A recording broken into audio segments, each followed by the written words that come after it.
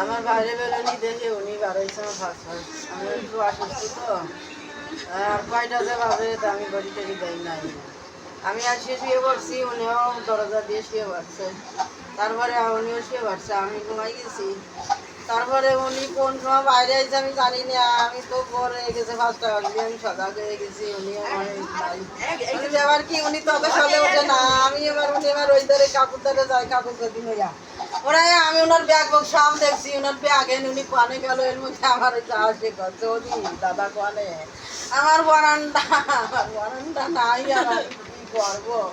ওরে বোন তুই কি গলি কানে তোর দাদা আমার একটু বুঝতেও দিল না।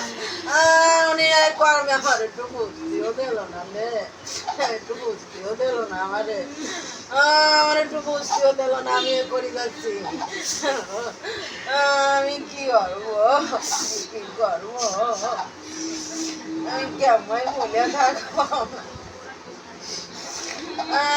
মানুষটা আমার একটু বিশ্বাস করলো না, আমার একটু শেয়ার করলো না আমার সাথে।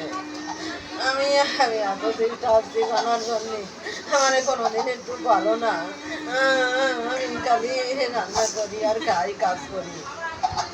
ওরে আমি একটু জ্ঞান জানার অধিকারী হলাম না, আমার জ্ঞান জানালো না। আমি জ্ঞান জানবো না, উনি কম জলদি চলে গেল, আমার জ্ঞান জানবো না। আমি জানি বুঝতাম, আমি আরো বুঝতাম উনি আমার যদি সব কত, আমি আরো বুঝতাম, আমি আরো বুঝতাম। ওরে বাবা, ও সেবা দিতে যায়, ওনে ওনারে দাও, ও আছে ওনে দাঁড়ায় রয়েছে, উনি কি দেওয়া দেয়া ও দেয়া যে মানে করছে। ওরে ঠাকুর, ওরে আর একটু আগে যদি ও ভগবান আর জানাই তো, তো আমি উঠিয়া ধরে ধরে নিতাম। আমার কেমন জানালো না, ঠাকুর মানে কেমন জানালো না, আমি ধরে নিতাম যাইয়া। ওরে আমি ধরে কত সময়